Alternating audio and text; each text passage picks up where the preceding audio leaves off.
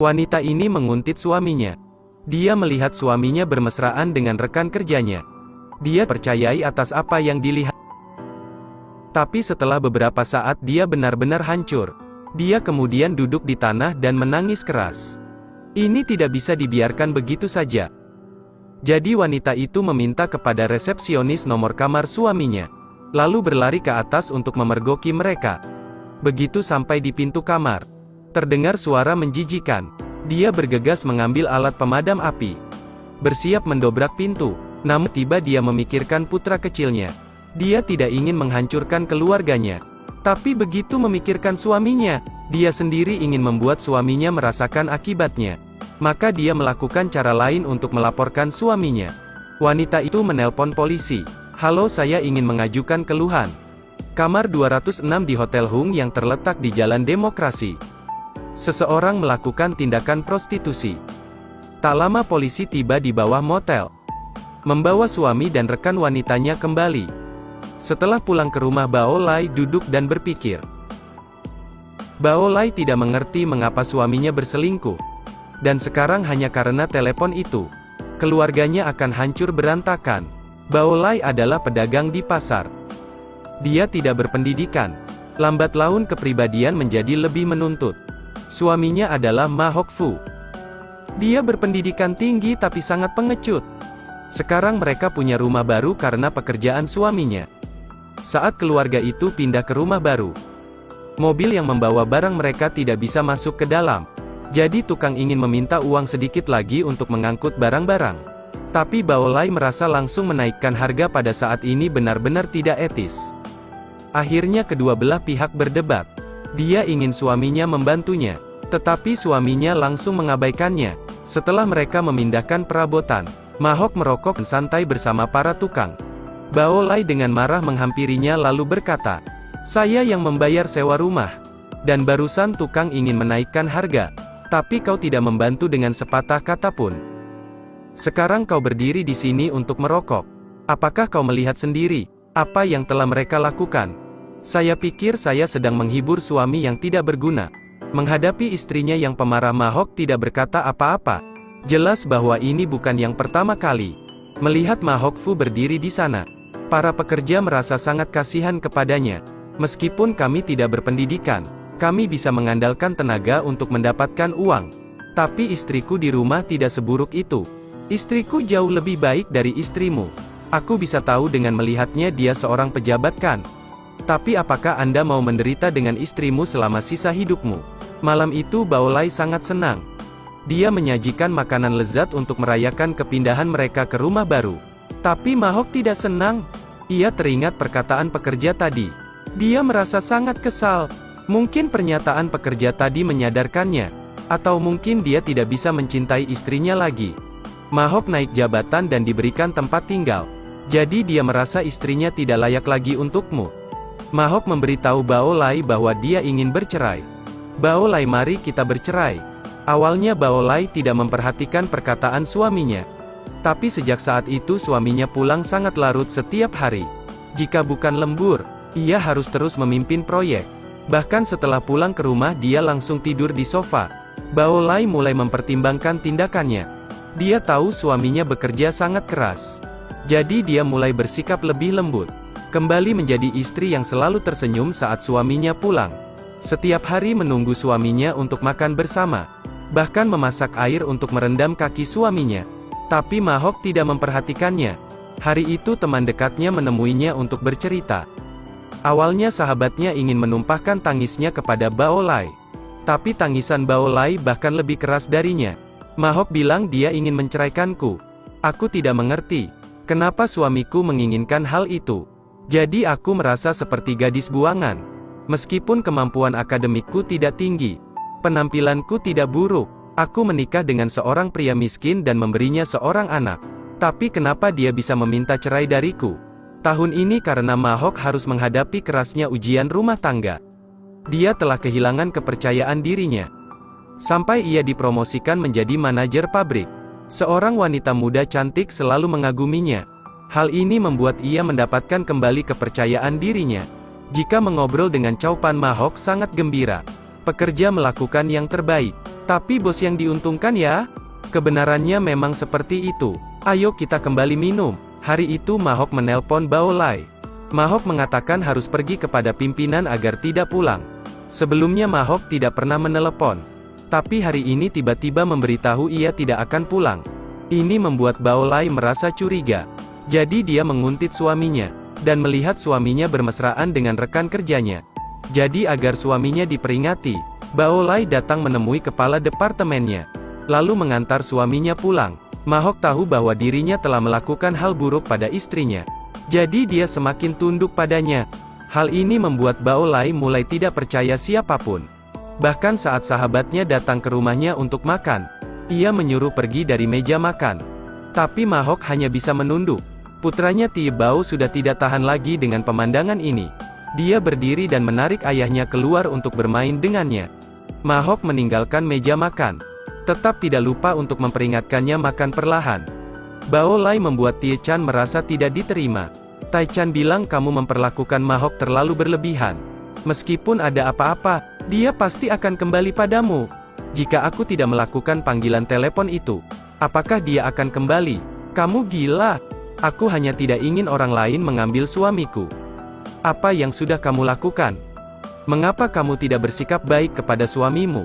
Kau harus membuatnya selalu di sisimu. Itu adalah tugasmu. Ibuku meninggal. Siapa yang berjanji untuk menjagaku selama sisa hidupku? Keluargaku tidak kaya, hanya seorang gadis penjual sayur di pasar. Tapi dengan penampilanku, banyak orang yang menyukaiku, dan aku memilih untuk menikah dengan seorang pria dari pedesaan. Dia seharusnya bersikap baik padaku, tapi malah aku yang memperlakukannya dengan baik. Semuanya akan hilang karena kamu selalu berpikir begitu. Kau sudah berkeluarga, mengapa terus mengatakan hal-hal yang menyakiti orang lain? Pria tidak berguna seperti itu. Awalnya saya merendahkan diri untuk memohon seperti itu. Tapi dia masih menemukan orang lain. 2 hari kemudian Bao Lai bertemu kembali dengan suaminya yang mengantar ibu mertuanya pulang. Di dalam lift ibu mertuanya tidak berhenti bertanya. Tapi Bao Lai tak mengucapkan apapun. Kemudian dia berbalik untuk pergi. Saat diingatkan Mahok dia pun pura-pura tuli. Setelah tiba di rumah dia tidak menghormati ibu mertuanya. Bao Lai menarik suaminya ke kamar. Apa maksudmu dengan membawanya? Mahok mengatakan bahwa aku adalah anak tunggal. Sekarang usia ibu sudah senja. Aku ingin ibu untuk tinggal bersama kita demi kenyamanan. Tapi Bao Lai tidak setuju dengan hal ini. Keduanya mulai berdebat dengan sangat keras. Karena tidak ingin anaknya menderita, ibu mertua mengambil barang-barangnya dan diam-diam pergi. Dia duduk di bawah gedung menangis karena menyesali dirinya sendiri. Akhirnya Tie Bao datang untuk mengantarnya pulang. Melihat ibu mertuanya masih duduk di sana, Bao Lai mengambil kasur lipat untuk tidur ibu mertuanya. Hubungan ibu dan istrinya membuat Mahok sangat tidak berdaya. Kemudian Chow Chan mengajaknya bertemu untuk mengucapkan selamat tinggal. Lalu memberitahu Mahok bahwa dia adalah orang yang baik. Kemudian Mahok seperti kehilangan jiwanya kembali ke bengkel. Ia menerima kabar buruk lagi. Pabrik harus mengurangi karyawan dan dia adalah salah satunya. Dia benar-benar putus asa. Pekerjaannya hilang. Cinta juga hilang. Masalah bertubi-tubi ini membuatnya memutuskan untuk bunuh diri. Ketika Bao Lai mendengar suaminya bunuh diri di laut, dia tertegun, lalu perlahan membuka halaman surat wasiat suaminya. Hidup memang penuh penderitaan, ada hal yang sangat sulit untuk menghadapinya. Ibu aku sangat menyesal, aku tak bisa menjagamu ketika kamu tua, malah memintamu untuk menjaga Tie Bao. Maafkan aku, mulai sekarang masalah yang sulit, kamu harus melakukannya sendiri. Bao Lai membuka halaman berikutnya. Tapi hanyalah selembar kertas kosong. Suaminya tidak pernah menyebutkan dirinya dalam wasiatnya. Di rumah duka ibu mertua menangis terisak-isak, dan menyalahkan dirinya karena ini seharusnya tidak menimpa putranya. Pada saat ini Tie Bao terus-menerus memukuli ibunya. Lalu mengatakan kembalikan ayah padaku. Sejak saat itu Bao Lai tidak meneteskan air mata. Dia hanya ingin tahu mengapa suaminya ingin bercerai. Kemudian dia melompat ke laut untuk bunuh diri. Bao Lai merawat putranya dan ibu mertuanya. Dia tidak ingin keluarganya hancur berkeping-keping. Bao Lai tidak mendengarkan nasihat sahabatnya. Kemudian dia berdagang di pasar. Begitu saja dia mencari nafkah untuk menghidupi keluarga. Berangkat lebih awal setiap hari. Uang yang dia peroleh diberikan semuanya kepada ibu mertuanya. Terima kasih telah menjaga Tie Bao. Semua ini tetap tidak bisa mengampunimu. Tie Bao menentangnya dari awal sampai akhir. Waktu berlalu begitu cepat. Setelah 10 tahun Bao Lai telah mengandalkan perdagangan kaki limanya. Sebelumnya dia adalah seorang gadis cantik. Kemudian sekarang berubah menjadi bibi yang jorok. Dia menggunakan keringatnya untuk menyekolahkan putranya ke SMA. Ini membuatnya merasa pantas. Tapi sudah 10 tahun. Karena kematian ayahnya, Tie Bao masih menyalahkan ibunya. Sejak saat itu ibu mertua memberitahu Bao Lai bahwa selama 10 tahun seperti ini sungguh tidak mudah. Jika kamu ingin mencari seseorang untuk diandalkan, ibu tidak akan keberatan. Tapi ada sesuatu yang harus kukatakan padamu. Rumah ini milik Ma Hok. Saya menyempatkan waktu untuk melakukan prosedur. Mengubah nama kepemilikan menjadi untuk Tie Bao yang akan mengikuti ujian universitas. Bao Lai ingin tinggal di rumah untuk merawat putranya. Tetapi ibunya merasa kehadirannya akan mempengaruhi suasana hati Tie Bao. Jadi menyuruhnya pergi keluar untuk sementara waktu. Setelah memikirkannya, Bao Lai dengan enggan setuju. Tapi dia tidak punya tempat untuk pergi. Doa pergi ke bos pasar untuk sementara. Ahiem 10 tahun yang lalu selalu membantunya. Mengetahui bahwa Bao Lai tidak punya tempat. Jadi dia membiarkannya tinggal di rumahnya. Malam itu lengan Hiem terluka. Jadi Bao Lai membantunya menggosok punggungnya. Tidak disangka anaknya tiba-tiba datang. Nenek sakit tapi kau masih di sini untuk bermain. Nenek sakit? Tanya Bao Lai. Aku baru saja membawanya ke rumah sakit. Jangan berasumsi saya memohon bantuanmu. Jika saya besok tidak mengikuti ujian masuk universitas, saya akan merawatnya sendiri.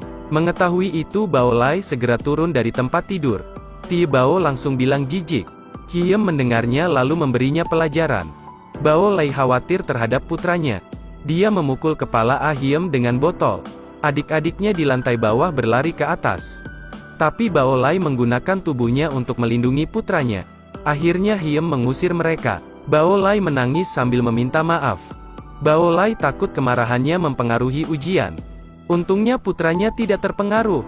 Dia melewati perpisahan dengan sangat baik dan muncul di surat kabar. Semua orang di sekitar merasa bahwa Bao Lai sukses mendidik putranya. Malam itu Tie Bao tiba-tiba memanggilnya untuk makan malam. Dia sangat gembira dan berpikir putranya telah memaafkannya. Namun Tie Bao mengeluarkan foto ayahnya dan menuangkan segelas anggur untuk dirinya. Tie Bao memberitahu ibunya bahwa setelah selesai minum anggur ini, dari mulai sekarang, ibu dan saya akan mengakhiri hubungan. Karena dia telah membuatku hidup selama 10 tahun tanpa ayah. Sekarang saya sudah besar dan lulus ujian masuk universitas bergengsi. Dia tidak perlu membiayai saya lagi. Karena saya mendapat beasiswa, saya juga bisa mencari uang sendiri. Setelah ini tidak perlu khawatir tentang saya lagi. Rumah ini ditinggalkan oleh ayah saya. Kau harus pindah, agar nenek bisa tinggal di sini. Bao Lai tidak percaya atas perkataan anaknya sendiri. Dia telah menderita selama 10 tahun terakhir. Tapi apa imbalannya? Ibu melakukan semuanya untukmu. Tapi kau masih berpikir ibu adalah beban. Kau menolak untuk menerima ibu. Tapi kaulah yang membuatku tidak mungkin menganggapmu sebagai ibu. Menghadapi anaknya, dia merasa sangat bodoh. 10 tahun terakhir ibu susah payah membiayaimu. Sampai hari ini hanya menyisakan kesakitan. Dia menyeret putranya ke teras atas. Lalu menamparnya. Ibu melahirkanmu dan membesarkanmu. Ibu menghabiskan separuh hidup ini agar kau memiliki kehidupan yang baik. Kau punya hati nurani bukan? Kata-kata kemarin ibu akan melupakannya. Tie Bao tidak mengatakan sepatah kata pun. Hanya mengeluarkan gambar yang diberikan Chow Pan padanya. Ini gambar yang dia temukan di buku ayahnya. Dia selalu ingin tahu mengapa ayahnya bunuh diri. Diam-diam Tie Bao menemui Chow Pan. Chow Pan bilang di hari ayahmu bunuh diri. Dia menemuiku. Hari itu Chow Pan memberitahu Ma Hok bahwa hubungan mereka telah dilaporkan oleh seseorang. Yang dia curigai adalah Bao Lai. Ma Hok pergi ke motel untuk bertanya. Dan tahu pasti bahwa Bao Lai lah yang mencelanya. Itu membuat Ma Hok putus asa. Dia bahkan tidak mengatakan sepatah kata pun padanya. Namun pada saat ini Bao Lai sadar. Dialah yang membuat suaminya mati. Bao Lai duduk di tepi sungai sepanjang malam sambil berpikir. Akhirnya dia memutuskan untuk membebaskan putranya. Bao Lai pulang ke rumah untuk mengemasi semua barangnya. Kemudian dia memberikan surat-surat kepemilikan rumah itu kepada ibu mertuanya. Lagi pula dia diusir anaknya sendiri. Dan lebih baik untuk pergi. Ibu mertua menyuruhnya untuk tetap tinggal. Bao Lai tidak mengatakan apa-apa. Kemudian memikul barang bawaannya untuk pergi. Dia meninggalkan rumah yang menyakitkan ini. Pada saat ini Ahiem tahu bahwa Bao Lai akan pindah. Jadi dia menunggu di bawah. Bao Lai melihat rumah yang dulunya adalah segalanya. Akhirnya dia naik mobil Ahiem. Dan perlahan meninggalkan tempat ini. Saya hanya bisa mengatakan bahwa hidup ini terlalu keras dan tua. Cerita pun berakhir. Terus ikuti Edelweiss Review untuk mendapatkan update cuplikan film terbaru.